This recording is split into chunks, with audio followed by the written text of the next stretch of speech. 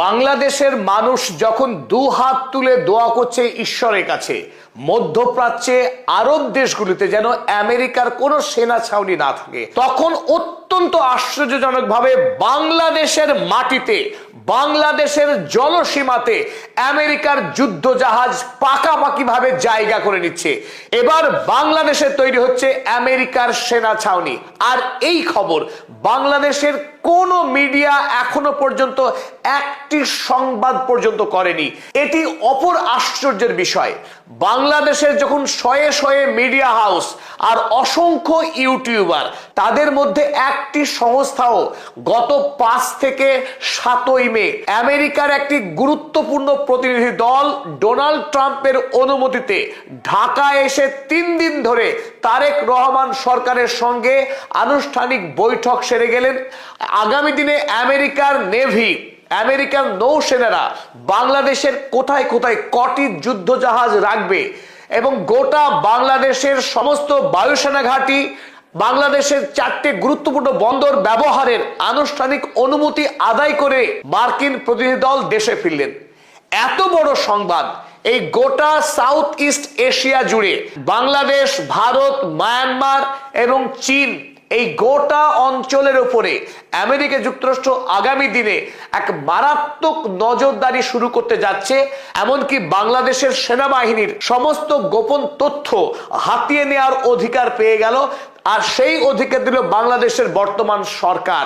আর অপর গুরুত্বপূর্ণ সংবাদ, 2013 সাল থেকে এক নাগাড়ে আমেরিকার সরকার বাংলাদেশের তৎকালীন হাসিনা সরকারকে চাপ দিয়ে আসছিল সেন্ট মার্টিন দ্বীপটি আমেরিকার হাতে তুলে দেওয়ার জন্য, যে কাজ বাংলাদেশের তৎকালীন প্রধানমন্ত্রী হাসিনা কোনোভাবেই করতে রাজি হয়নি। সেই কাজও দক্ষতার সঙ্গে করে ফেললেন বাংলাদেশের বর্তমান প্রধানমন্ত্রী তারেক রহমান। অর্থাৎ বাংলাদেশের সবচেয়ে গুরুত্বপূর্ণ একটি দ্বীপ সেন্ট মার্টিন, সেই সেন্ট মার্টিন এখন থেকে আমেরিকার সেনাবাহিনীর দখলে চলে গেল।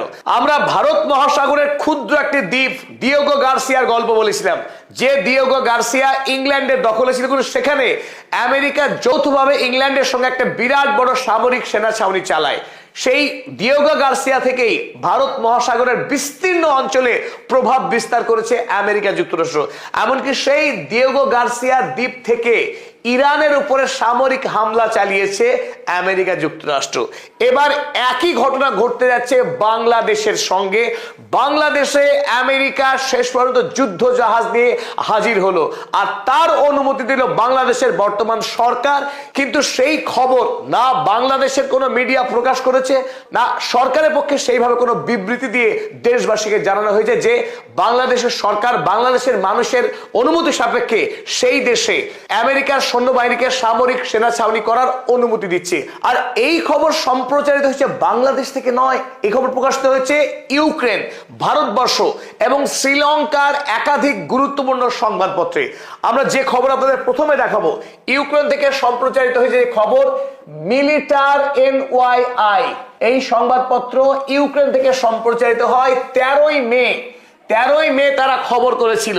খবরের হেডলাইন ছিল, Bangladesh opens ports to US warships. Bangladesh আমেরিকার যুদ্ধ জাহাজের জন্য বাংলাদেশের বন্দরকে উন্মুক্ত করে দিল। আমরা যে ছবি এখানে দেখেছি, তারেক রহমান এবং আমেরিকার রাষ্ট্রপতি ডোনাল্ড ট্রাম্প তারা করমর্দন করছেন, এটি প্রতীকী চিহ্ন।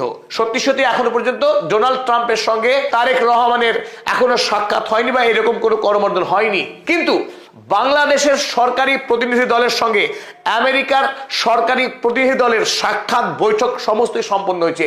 এখন যেটুকু বাকি রয়েছে, শুভ বিবাহ শুধু বাকি, আনুষ্ঠানিক সাইনিং ইন সেরেমনি, দুটি দেশ অনুষ্ঠান করে চুক্তিপত্রের স্বাক্ষরটুকু বাকি। কিন্তু কূটনৈতিক স্তরে, আমলা স্তরে আইনি কার্যাবলী সমস্তই সম্পন্ন হয়েছে। কি কি শর্তে স্বাক্ষর করেছে বাংলাদেশ, তার যাবতীয় তথ্য আপনাদের সামনে তুলে ধরবো। পদাতিক চ্যানেল দায়বদ্ধ বাংলাদেশের সকল দর্শকের কাছে সত্য তুলে ধরার জন্য।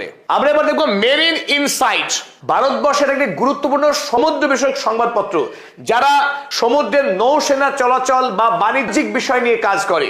তারা 15 তারিখ একটি ডিটেল নিবেদন ছেপেছিল, যার শিরোনাম ছিল US plans to deploy warships in Bangladesh closer to India and China. America খুব শিগগিরই বাংলাদেশের জলসীমাতে যুদ্ধ জাহাজ মোতায়েন করতে যাচ্ছে।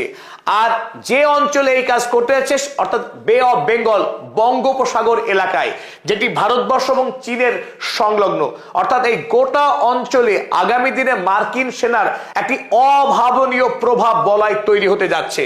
আর এর ফলে দিস ডিল, আমেরিকার সঙ্গে বাংলাদেশের যে চুক্তি হতে যাচ্ছে, this deal will give US navy ships direct access to Dhaka's ports and airports.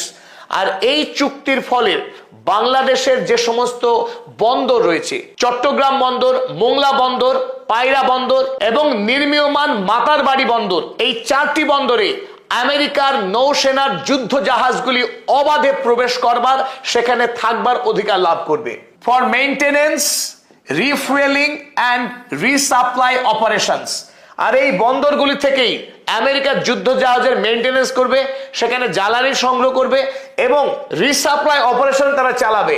অপরদিকে শ্রীলঙ্কা বাংলাদেশ থেকে সামুদ্রিক পথে একটু দূরেই অবস্থিত, তারাও কিন্তু আমেরিকার যে সেনাবাহিনীর উপস্থিতি হবে এই গোটা অঞ্চলে তার জন্য উদ্বিগ্ন।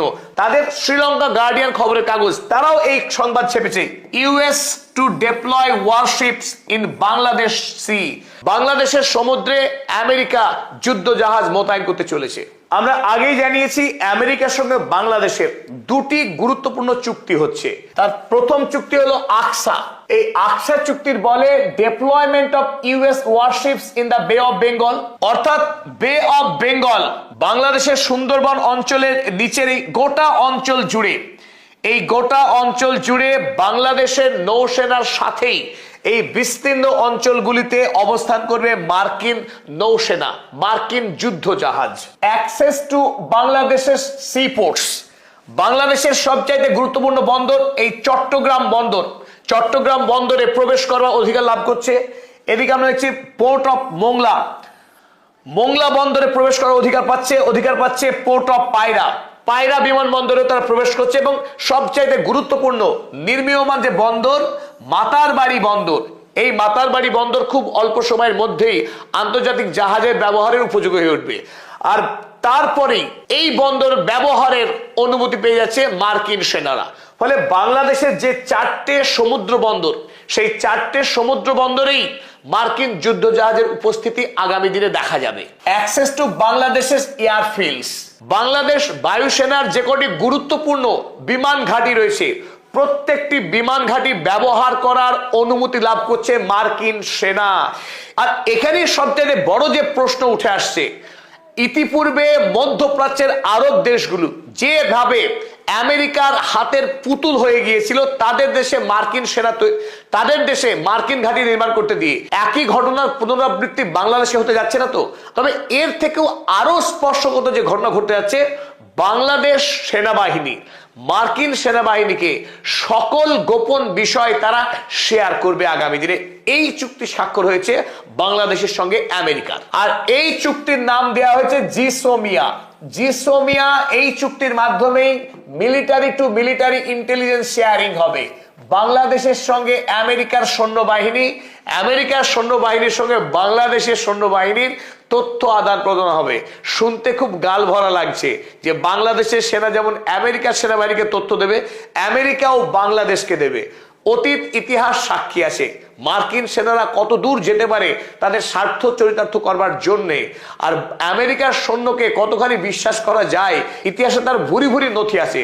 সুতরাং শুনতে চমকপ্রদ হলেও আগামী দিনে বাংলাদেশকে এই চুক্তির জন্য কতখানি মাসুল দিতে হবে সে নিয়ে বড়সড় প্রশ্ন তৈরি হচ্ছে। আর তাছাড়াও রয়েছে কিছু রিফুয়েলিং, লজিস্টিক্স এবং স্পেয়ার পার্টস।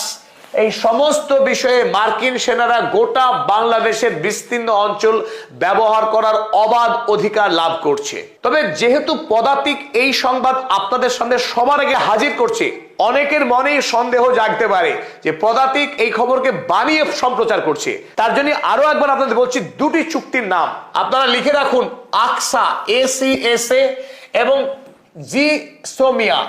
এই দুটি চুক্তি বাংলাদেশ এবং আমেরিকা যে স্বাক্ষর করেছে তা আপনারা অনলাইনে সার্চ দিলেই দেখতে পাবেন। তাই আপনাদেরকে এই দুটি চুক্তির বিষয়ে বিস্তারিত পড়ার জন্য অনুরোধ রাখলাম।